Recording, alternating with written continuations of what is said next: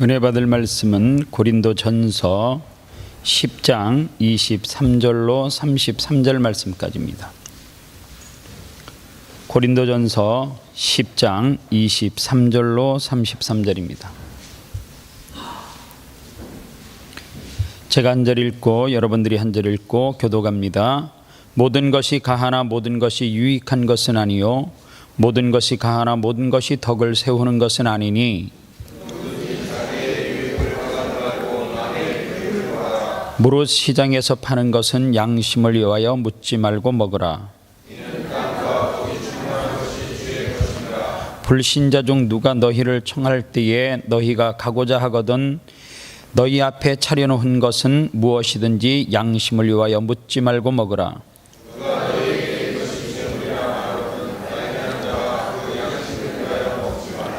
내가 말한 양심은 너희의 것이 아니요 남의 것이니 어찌하여 내 자유가 남의 양심으로 말미암아 판단을 받으리요.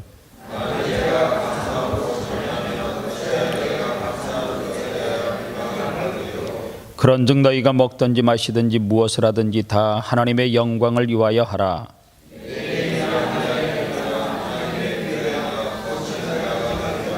같이 봅니다. 나와 같이 모든 일에 모든 사람을 기쁘게 하여 자신의 유익을 구하지 아니하고 많은 사람의 유익을 구하여 그들로 구원을 받게 하라. 아멘. 오늘은 고린도전서 10장 23절로 33절을 말씀을 통해서 주의 영광을 위하여 오늘 말씀 가운데 31절에 보면 하나님의 영광을 위하여라고 하는 말이 있는데요. 하나님의 영광을 위하여 주의 영광을 위하여 같은 말씀인 것 같아요. 이 제목으로 말씀을 전하겠습니다. 고린도 전서를 계속해서 이야기하면서 고린도 교회 성도들은 지혜와 그리고 지식이 충만하다라고 스스로 생각을 했어요. 쉽게 말하면 고린도 교회 성도들은 스스로 나 똑똑해 그렇게 했단 말이에요.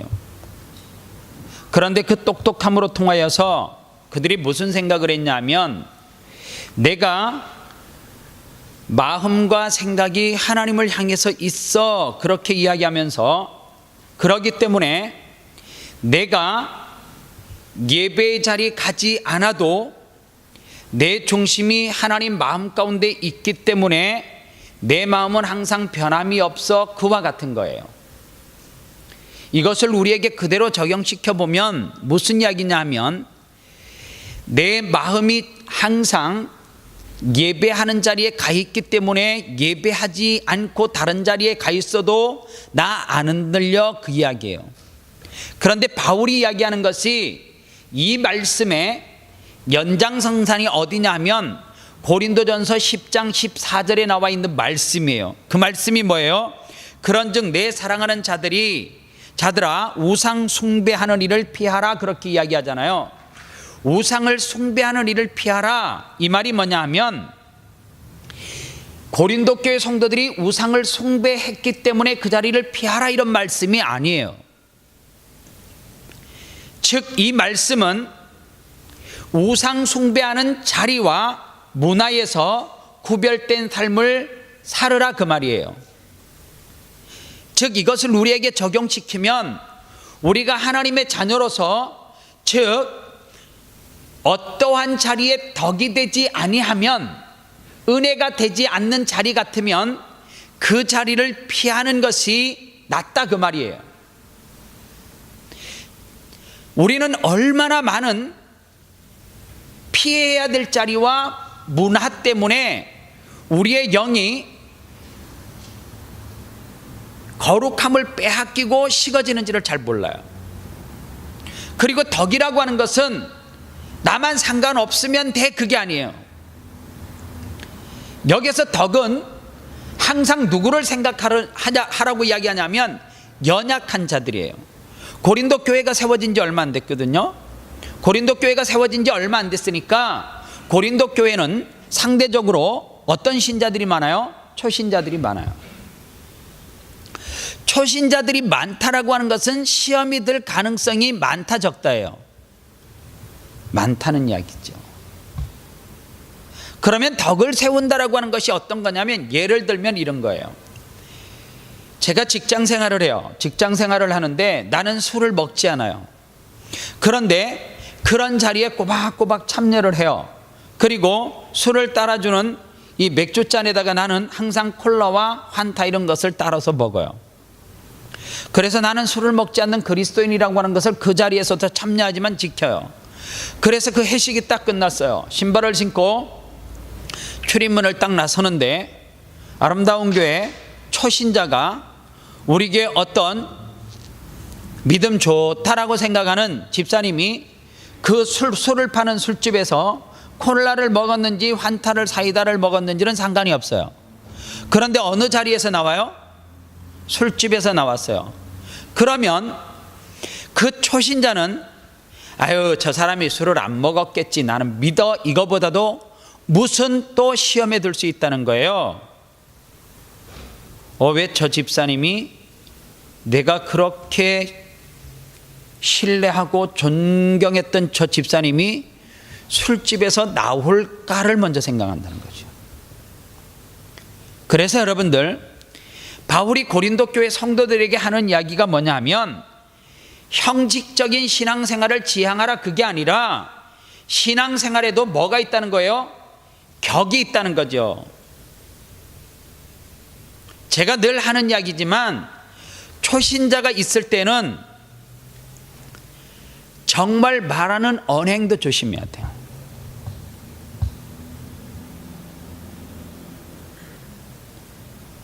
초신자가 있을 때는 정말 행동 하나가 있잖아요. 그게 전체의 이미지가 될 수 있어요. 무엇을 위해서요? 공동체의 덕을 위해서 그렇게 해야 된다는 거예요. 그래서 바울은 15절에서 나는 지혜 있는 자들에게 말함과 같이 하노니 너희는 내가 이르는 말을 스스로 판단하라. 여기서 지혜 있는 자가 누구예요? 고린도 교회 성도예요. 고린도 교회 성도들을 빗대서 이야기하는데 우상 숭배하는 일을 피하고 그 자리를 피하고 문화와 자리에서 구별된 생활을 하라고 경고하고 있어요. 그러면서 그 이유를 10장 18절로 21절 말씀에서 쭉 하고 있어요. 읽어볼까요? 오늘 본문 바로 앞에 있는 18절부터 다시 한번 읽어보겠습니다. 18절부터 21절까지입니다. 시작. 육신을 따라 난 이스라엘을 보라. 제물을 먹는 자들이 제단에 참여하는 자들이 아니냐. 그런즉 내가 무엇을 말하느냐. 우상의 제물을 무엇이며 우상은 무엇이냐. 무릇 이방인이 제사하는 것은 귀신에게 하는 것이요 하나님께 제사하는 것이 아니니 나는 너희가 귀신과 교제하는 자가 되기를 원하지 아니하노라. 너희가 주의 잔과 귀신의 잔을 겸하여 마시지 못하고 주의 식탁과 귀신의 식탁을 겸하여 참여하지 못하리라. 즉 성경은 우상 숭배하는 이방인들과 뭐 하는 것이요?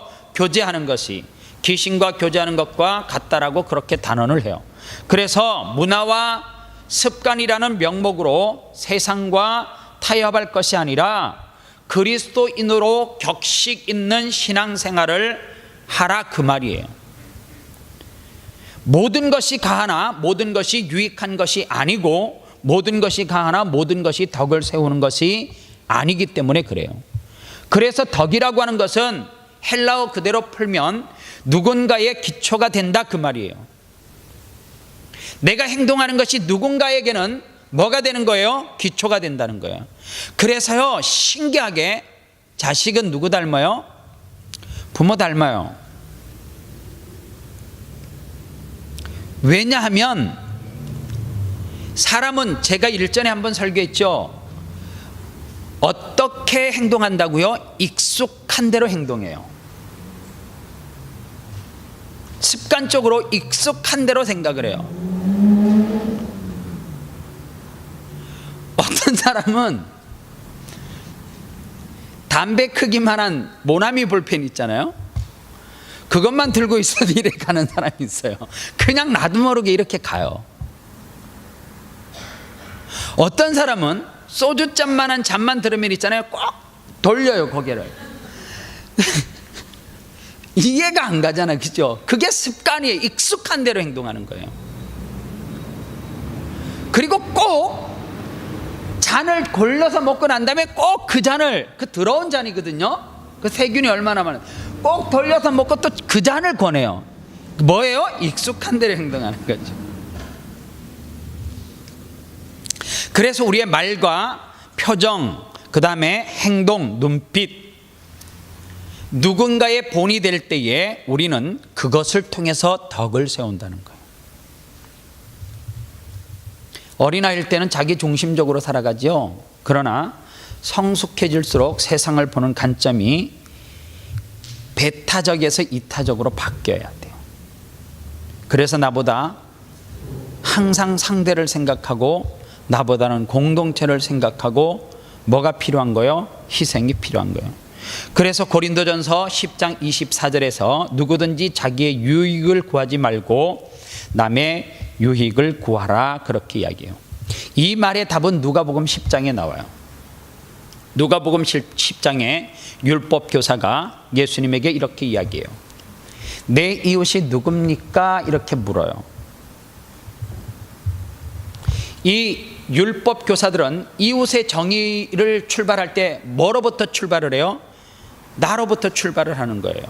그런데 예수님께서 그렇게 묻는 사람에게, 이 율법 교사에게 뭐라고 이야기하냐면, 강도 만난 사마리아인의 이야기를 하면서 내 생각에는 누가 이웃이라고 생각을 하느냐, 그렇게 오히려 반문해서 질문을 하게 되어져요.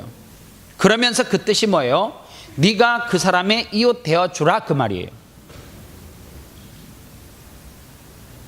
그러면서 오늘 성경에서 다시 한번 본문으로 돌아가면 25절과 27절에서 무릇 시장에서 파는 것은 양심을 위하여 묻지 말고 먹으라. 이는 땅과 거기에 충만한 것이 주의 것임이라. 불신자 중 누가 너희를 청할 때에 너희가 가고자 하거든 너희 앞에 차려놓은 것은 무엇이든지 양심을 위하여 묻지 말고 먹으라, 그렇게 이야기해요. 여기서 왜 갑자기 본문에서 무릇 시장에서 파는 것 이렇게 이야기를 한 줄 아세요? 시장에서 파는 고기는 다 제단에 올려졌던, 우상에게 바쳐졌던 것을 가지고 와서 팔았단 말이에요. 그런데요, 여러분들, 우상에게 바쳐진 고기를 먹는 것은 죄의 문제는 아니라는 거예요. 이것을 자꾸만 먹는 사람은 먹지 않는 사람이 이상하다라고 이야기를 할 수가 있어요. 아이, 그것도 안 먹어? 믿음이 없어서 그렇지. 반대로 또 안 먹는 사람, 없는 사람에게 뭐라 그래요? 우상에게 바쳐진 거 먹으면 그거 죄 짓는 거야, 이렇게 이야기할 수 있다는 거예요. 그런데 이 문제는 그런 죄의 문제와 서로 믿음이 없음을 탓하는 문제가 아니라 무슨 문제라고 이야기를 하는 거예요? 예수님은 땅에 거기 충만한 것이 다 주의 것이라는 거예요. 그렇기 때문에 그것이 어떤 것이든지 내 양심에 문제가 없으면 먹으라는 거예요. 그러나 또 한편으로 바울이 이야기하는 것은 뭐예요? 그러나 그것이 또 한편 덕을 세우는데 내 행동이, 내가 하는 그 먹는, 고기를 먹는 것이 믿음이 연약한 자들이 봤을 때에 아, 저거 우상에게 바쳐진 거 먹는데 저거 문제 아니야? 이렇게 생각이 되는 사람이 단 한 사람이라도 있다라고 하면 바울은 나 안 먹어, 그 말입니다. 나는 그것 때문에 한 사람을 실족하는 일을 하고 싶지 않다는 거예요. 여러분들, 한 사람을 실족해 하는 것이 얼마나 큰 죄인 줄 아세요? 한 생명이 천하보다도 귀하잖아요. 그 한 생명을 실족해 하는 것은 1000하루를 죽어도 바꿀 수 없는 엄청난 큰 잘못이에요. 그래서 여러분들, 신앙생활은 나만 괜찮아? 뭐 어때서? 이게 아니에요. 아, 내 입으로 이런 말 하잖아요. 내 말 하는데 왜 당신이 뭐라 그래?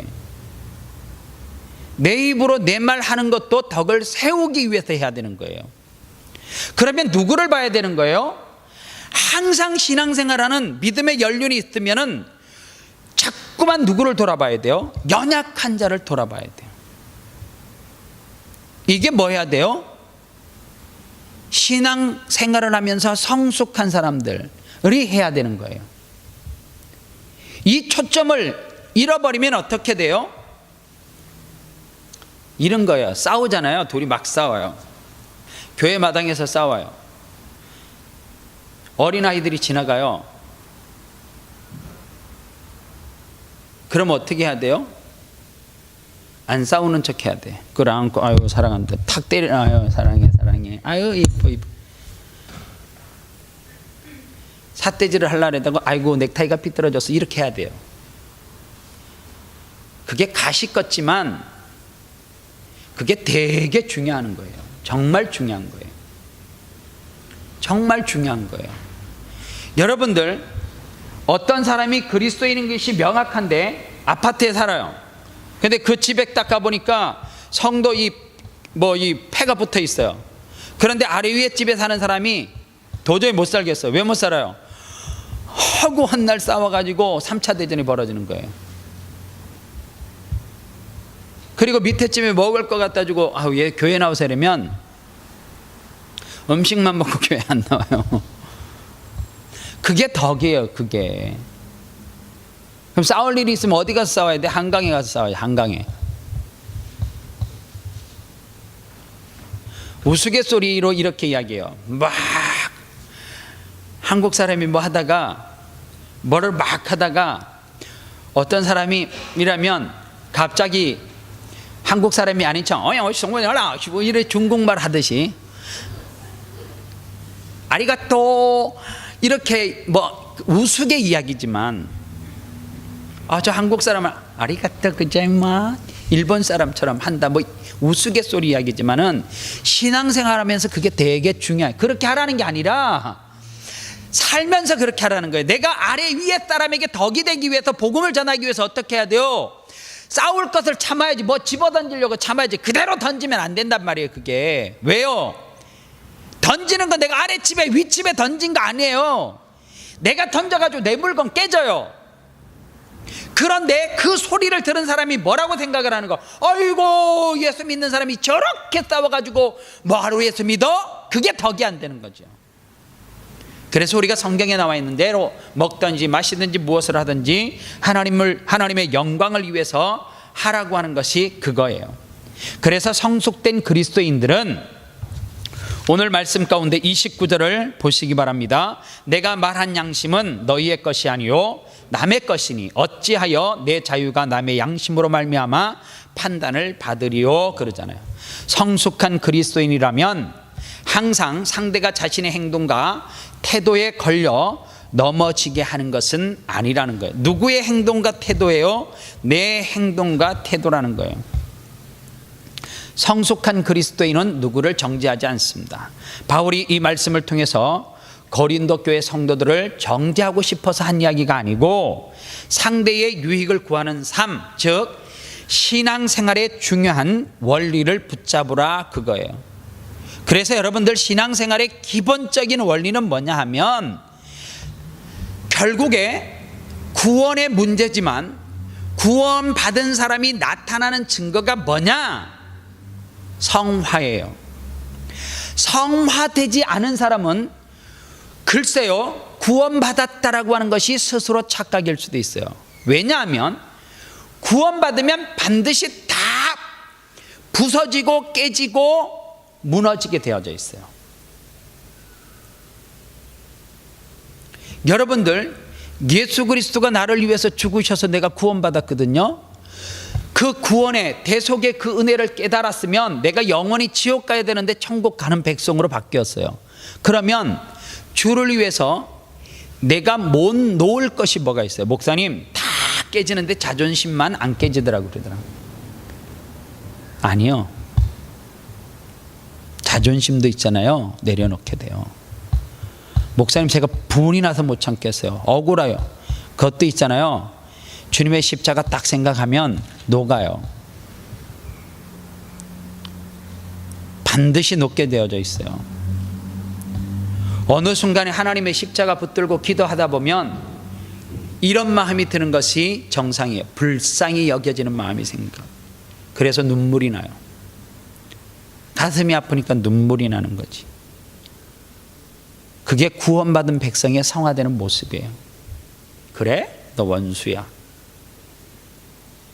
그래서 예수 믿는 사람들은 내 눈에 흙이 들어가기 전에 저는요 예수 믿는 부모님들 가운데 참 이해 못하는 그 뭐라 그럴까요? 신앙생활하면서 정말 이해 못하는 것들이 있어요.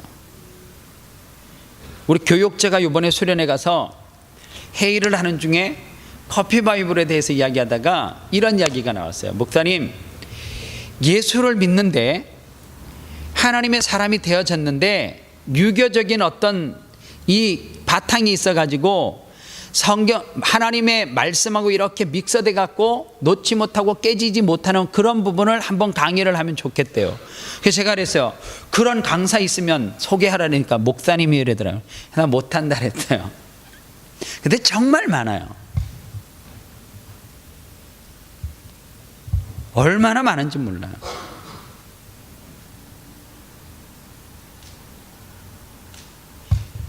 하나서부터 이야기하면 정말요, 예수 안 믿는 사람보다 더한 경우가 되게 많아요.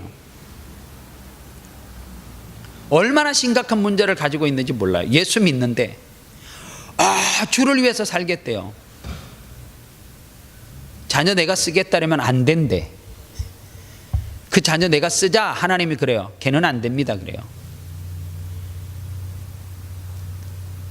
결혼할 때 사랑하는 자녀가 엄마 아빠에게 딱 와서 이런 남자와 교제하기로 시작했습니다. 제가 이 남자와 함께 미래를 약속하고 교제 시작했습니다. 그러면 부모님은 뭐부터 갖다 대요?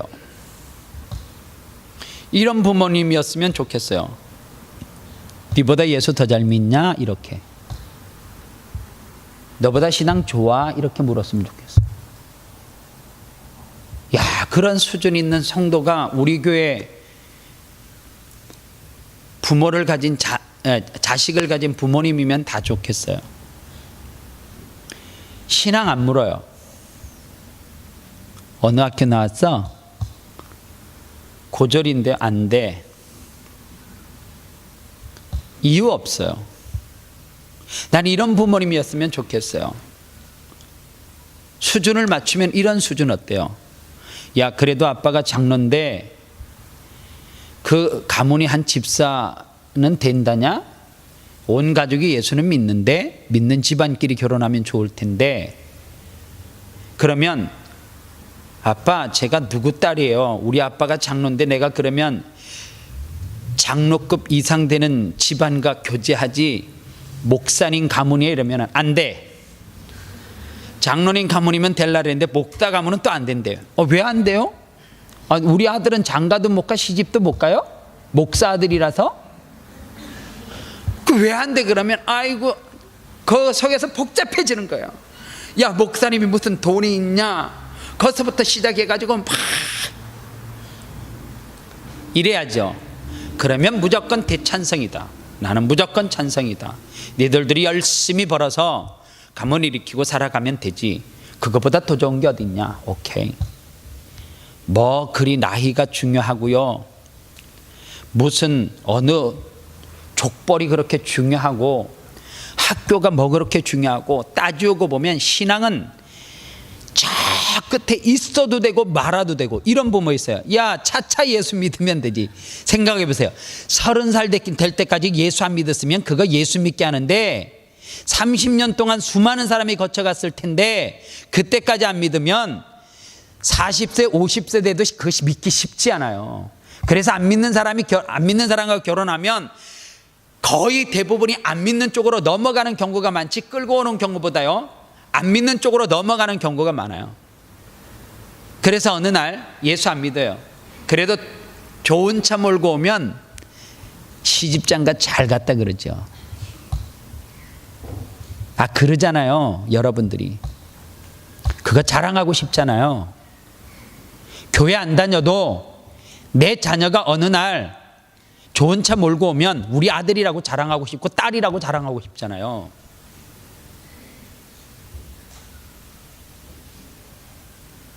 그러니까 아직까지 우리가 신앙생활하면서 남에게 덕을 세우는 문제에 대해서 심각하게 고민하고 생각을 해야 돼요. 그게 안 되면 있잖아요. 내 자식의 영혼 죽여요. 이런 부모 있어요? 걔는 예수 안 믿기 때문에 무조건 죽어도 안 된다. 걔 예수 믿고 세례 받게 해오면 내가 생각해 보겠다.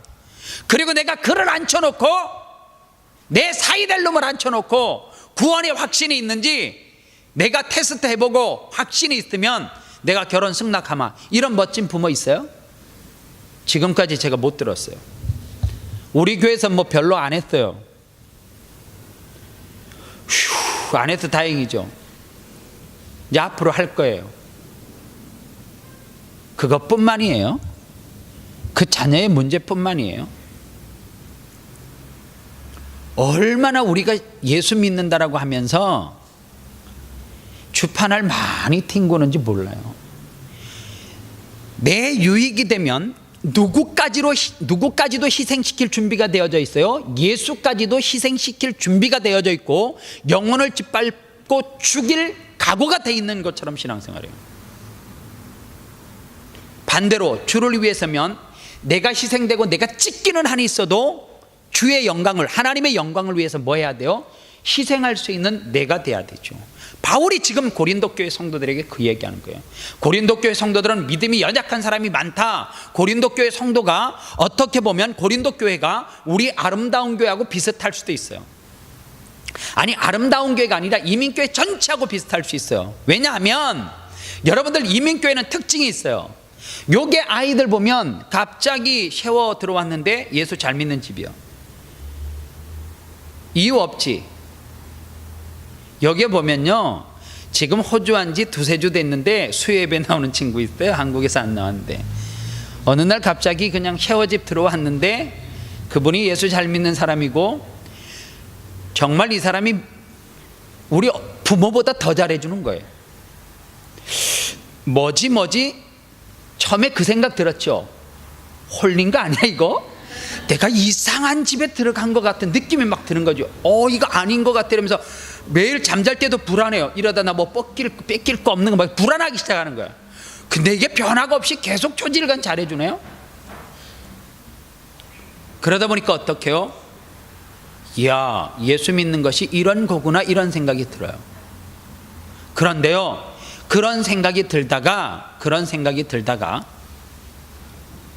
어느 날 덕이 정말로 최선을 다해서 싸울 것도 조용히 차 타고 나가서 여보 정신 차리고 살아라. 당신이 정신 차리고 살아.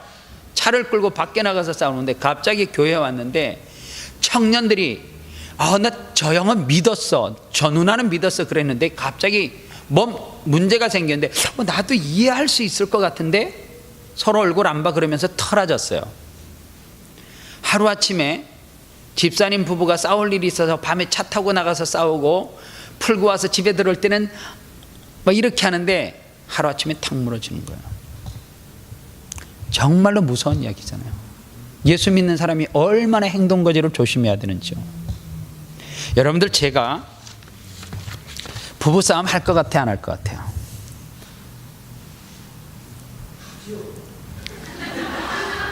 장로님 안 합니다. 제가 어떻게 하게 생겼어요.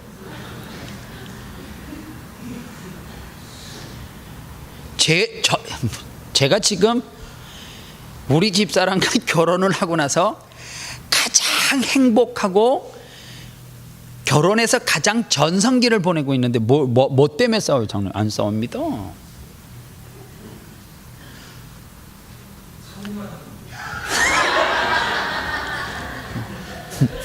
장로님 꼭 저를 끝까지 싸우는 나쁜 사람으로 몰아가셔야 되겠어요? 자, 그런데요, 싸우죠. 싸우는데 어느 날 싸워서 기분 나쁘다고 오늘 제가 기분 나빠서 설교 안 해.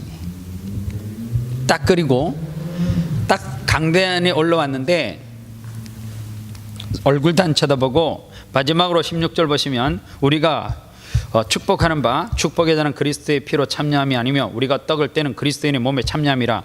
예수 그리스도의 피와 잔을 나누는 것이 형제고 사랑이고, 그래서 우리가 어떻게 이렇게 하고 나서 기도합시다. 그리고 짧게 기도하고 주기도문하고 하겠습니다.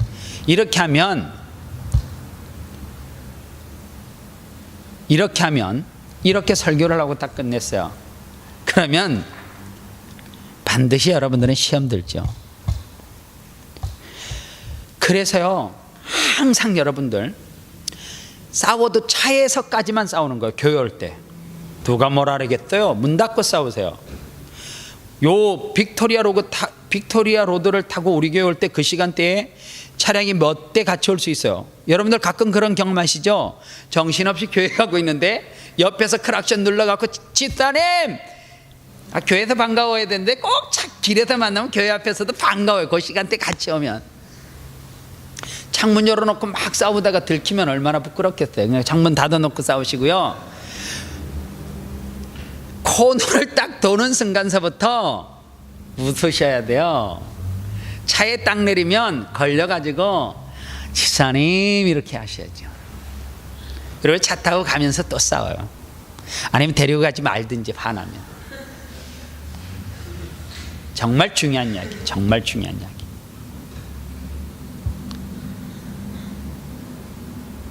예수님과 바울이 그러잖아요. 그렇게 살으라 그러잖아요. 바울이 그렇게 살았다 그러잖아요. 그러면서 바울이 우리에게 무엇을 이야기하느냐 하면 정말 중요한 이야기를 해요. 기준에 대한 이야기를 성경에서 하고 있음을 볼 수가 있습니다. 뭐라고 이야기를 하느냐 하면 11절 말씀, 11장 1절에 보면 내가 그리스도를 본받는 자가 된 것 같이 너희는 나를 본받는 자가 되라, 그렇게 이야기하잖아요. 그러면 여기서 성경을 잘못 보면 이 10장 말씀의 결론이 바울이 뭐라고 내리는 거예요? 너희들은 나 본받아, 그렇게 이야기하잖아요. 여러분들 절대 성경을 잘못 해석하면 안 돼요. 성경은 절대 바울을 본받으라고 하지 않았고 바울을 본받아도 안 돼요. 우리는 바울이 기준이 될 수 없습니다. 바울이 어떻게 예수예요? 아니죠. 바울은 우리와 같은 사람이에요. 항상 설교를 할 때 여러분들 바울 본받으시기를 바랍니다. 그렇게 하면 안 돼요. 제가 칼빈주의 장로교 공부를 했다라 칼빈 본받으시기를 바랍니다. 그 잘못된 설교예요. 우리는 예수 그리스도의 십자가를 본받아야죠. 예수님을 본받고 하나님을 본받아야 돼요. 본받을 사람이 없어요, 이 땅에는. 그런데 바울이 내가 그리스도를 본받는 것 같이 너희는 나를 본받는 자가 되라, 이렇게 조언을 하는데 이 말이 뭐냐 하면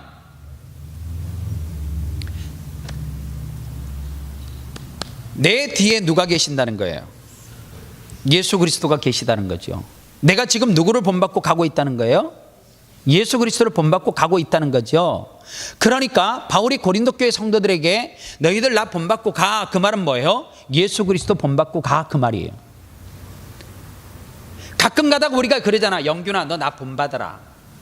그러면 영균이가 이렇게 하면 돼야 안 돼요. 어느 말씀을 가지고 기준을 이야기하면 예 목사님 무슨 뜻인지 알고 예 본받겠습니다 이래야지. 헐 그런 말 하면 안 돼요. 그러면 어떤 문제 앞에서 지금 바울이 무슨 이야기를 하는 거예요? 너희들이 지금 덕을 세우기 위해서 이러이러한 것들을 해야 되느냐 하지 말아야 되느냐, 하지 말라, 그렇게 이야기하면서 내 기준이 뭐라는 거예요? 예수님이 기준이야. 그리고 너희들의 그 기준을 나를 통해서 예수 그리스도, 비치는 예수 그리스도를 보라, 그 말이에요. 그렇게 하기 위해서는 뭐 해야 돼요? 기준이 흔들리면 안 돼요. 하나님이 저와 여러분들을 복음을 전하기 위해서 바울과 같은 기준을 삼은 거예요. 그런데 이 기준이 여기서는 좋다가 여기서는 안 좋고 여기서는 이렇다가 저기서는 그러면 안 된다는 거죠. 바울은 어떻게 해요? 초지일관, 나는 복음을 덕을 세우는데 이것이 문제가 되는 사람이 한 사람이라도 나오면 난 안 하겠다. 그래서 예수 믿는 게 어려운 것 같아요. 정말 힘든 것 같아요. 그게 뭐예요? 예수를 믿으면서 어제는 이랬다, 오늘은 이랬다, 내일은 기준이 이렇게 갔다가, 여러분들 초등학교 군대 가면 딱 기준점이 있죠. 그죠?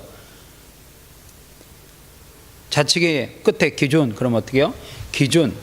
그런데 여러분들 그 기준이 흔들리면 대형 전체가 흔들려요. 기준은 어떻게 해요? 천둥 번개가 쳐도 그 자리에 가만히 있는 거예요. 바울이 지금 기준을 이야기하는 거예요. 나를 본받아, 그 말은 뭐예요? 나는 하나님의 영광을 위해서 흔들리지 않는 확고한 신앙의 기준이 있다는 거예요. 어떤 상황 따라서, 환경 따라서, 사람 따라서 바뀌지 않는다 그 말이에요. 그러니까 너희들 나 본받아. 그것은 곧 예수 그리스도를 본받는 거야. 그래요. 그래서 여러분들 젊은 이들과 함께 신앙생활하는 것은 어른들이 기준을 세우는 거예요. 장로님들이 기준이에요. 그 기준이 흔들리면 다 흔들리는 거죠. 정말 다 흔들리는 거예요. 집안의 아버지가 흔들리면 다 흔들리잖아요. 똑같아요. 아버지는 어떻게 해요? 어떤 상황 가운데 휘청휘청하는 모습을 보이면 안 돼요. 여러분들 옛날에 김정현 씨가 쓴 아버지라고 하는 책 있죠. 그거 정말 잘못된 책이에요. 악서라고 내가 평하고 싶어요. 무슨 아버지가 암 걸렸다고 술집에 있는 여자하고 바람을 피우고 이런 내용을 이야기하고, 술을 안 먹다가 술을 먹고 담배를 피우고 암 걸리면 다 그렇게 해야 돼요? 내가 생각하는 아버지는 그 아버지의 책에 나오는 아버지가 아니라 강영호 박사님이에요.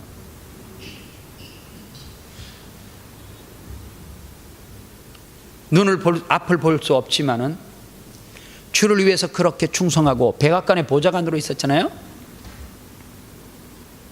그런데 마지막에 암을 통해서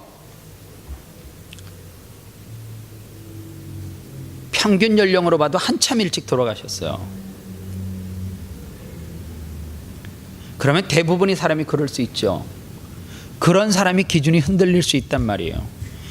왜 내가 예수를 위해서 이렇게 살았는데 하나님은 하필이면 나에게 이런 병입니까? 흔들릴 수 있어요. 그런데 강영호 박사는 여러분들이 인터넷에서 검색하면 그런 거 하세요. 그런 거 딱 보면 마지막에 암이 걸렸다라고 하는, 말기암이라고 하는 진단을 받고 난 다음에 그분의 삶은 그때서부터 진짜인지 가짜인지 드러났어요. 제가요, 강영우 박사님에게 한국에서 교회에 있을 때 간증하러 오셔가지고 저에게 당신이 가져온 책을 다 사인해서 준 책이 제 서재에 있어요. 그런데 그 기사를 보고 난 다음에 그 책을 그분이 직접 제 앞에서 사인한 것을 보면서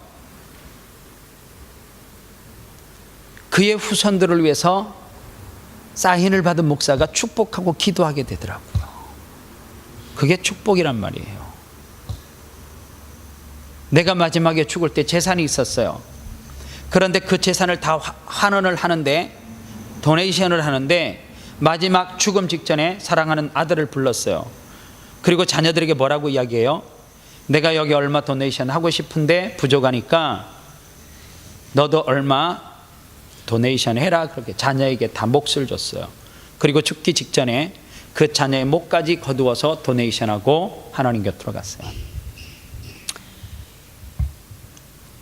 이분이 우리가 말할 때 성경의 설교자들이 정말 그 사람이 대단한 무슨 일을 안 해서 간증거리로 삼지 않아서 그럴 수도 있겠지만은, 제가 최근에 죽음을 본 사람 가운데 가장 거룩한 죽음이라고 표현하고 싶을 만큼 아름다운 마무리였어요. 하나님의 영광을 위해서, 그게 하나님의 영광을 위해서예요. 그게 하나님의 영광을 드러내는 삶이에요.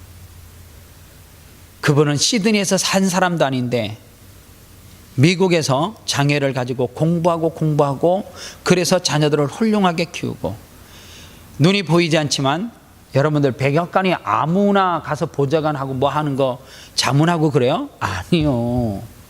그것도 아시아에 장애를 가진 사람이 그거 할 수 있는 거 아니거든요. 아무나.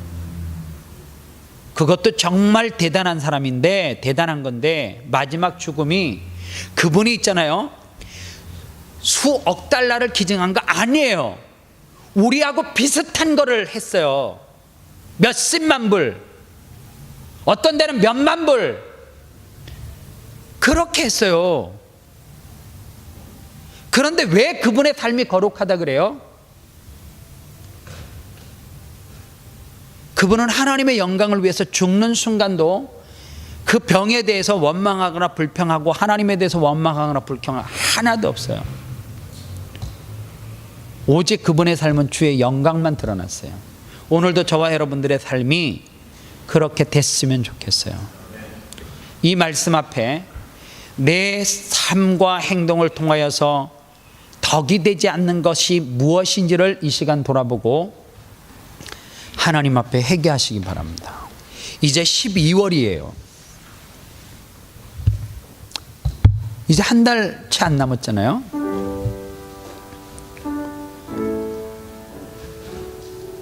이 한 해에 내 삶과 내 모습을 통해서 누군가에게 덕이 되지 않거나 상처를 준 적이 있으면 하나님 앞에 용서를 구하시기 바랍니다.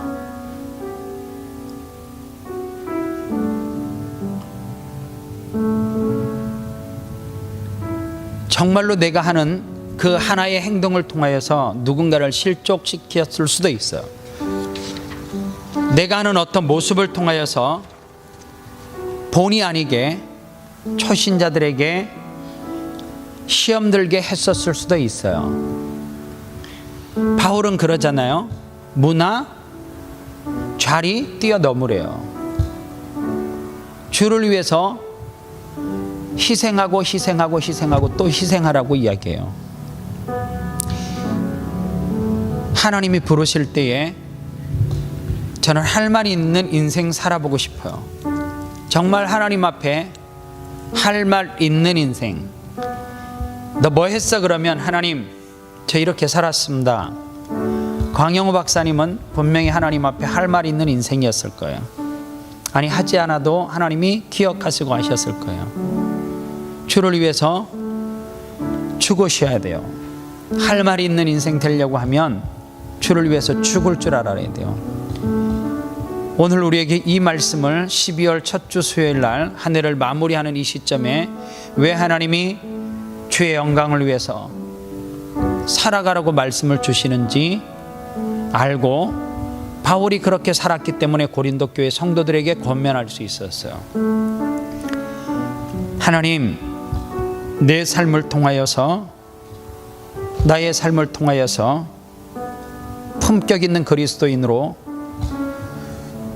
예수 그리스도를 입문하려고 하는 어떤 사람에게 본이 되어져서 그 사람을 그 영혼을 건지는 놀라운 은혜의 삶이 나로 통하여서 펼쳐지게 해달라고 기도하시기를 바랍니다. 다 같이 기도하겠습니다. 하나님 아버지 감사합니다. 이 시간 하나님 앞에 기도합니다. 하나님 앞에 구하옵기는 하나님 바울이 고린도 교회 성도들에게 하나님 어떠한 자리 어떠한 문화라 할지라도 하나님 나는 실족하지 않고 나는 넘어지지 않기 때문에 하나님 나는 괜찮기 때문에 그래서 하나님 내 삶을 통하여서 나만 괜찮으면 나만 시험 들지 않으면 되는 것이 아니라 하나님 내 한마디의 행동과 하나님 내 입술의 한마디를 통하여서 어떤 사람이 실족할 수 있다라고 하면 하나님 나를 희생하며 나를 철저하게 깨부수더라도 하나님 그 어떠한 한 영혼에게 실족시키는 어리석은 삶을 살지 않게 도와 주시옵소서. 내가 예수 그리스도를 위해서 희생할 수 있다라고 하면 하나님 바울처럼 내 생명을 던져서까지 그 대가를 반드시 지불하고도 남을 수 있는 삶을 우리가 살아갈 수 있도록 은혜 베풀어 주시옵소서. 하나님 내 삶이 예수 그리스도를 본받는 삶 되기를 원합니다.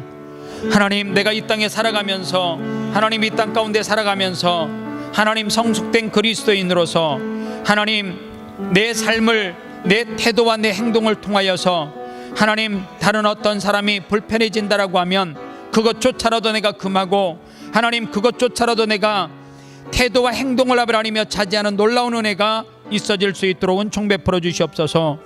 하나님 상대에게 판단하는 죄를 범하지 말게 도와주시옵시고 상대에게 유익을 우선시하는 것이 그리스도의 삶의 원리인 줄 깨닫게 도와주시옵시고 무엇을 하든지 다 하나님의 영광을 위하여서 행할 수 있도록 하나님 은혜 베풀어 주시옵소서. 하나님 예수 그리스도 안에서 우리가 새 생명을 얻어 싸우니 그 새 생명 얻은 것 내 유익 나만 구원받는 것에 쓰지 않게 도와주시옵시고 우리가 하나님의 영광을 위해서 희생하는 삶을 살아갈 때에 하나님 나로 통하여서 많은 영혼들이 주님 앞으로 돌아오는 놀라운 기적의 역사가 나타나는 줄 믿습니다. 그러한 축복을 우리에게 하나님 허락하여 주시옵소서. 하나님, 그리하여 자비하시며 우리의 한 사람 한 사람 삶을 통하여서 하나님의 능력과 영광이 하나님 나타날 수 있도록 도와주시옵시고, 강팍한 세상 가운데 희생하는 한 사람의 그리스도인으로 통하여서, 헌신하는 한 사람의 그리스도인으로 통하여서 주님 앞으로 돌아오는 놀라운 열정, 은혜가 나타날 수 있도록 축복하여 주옵소서. 예수님의 이름으로 축복하며 기도합니다. 아멘.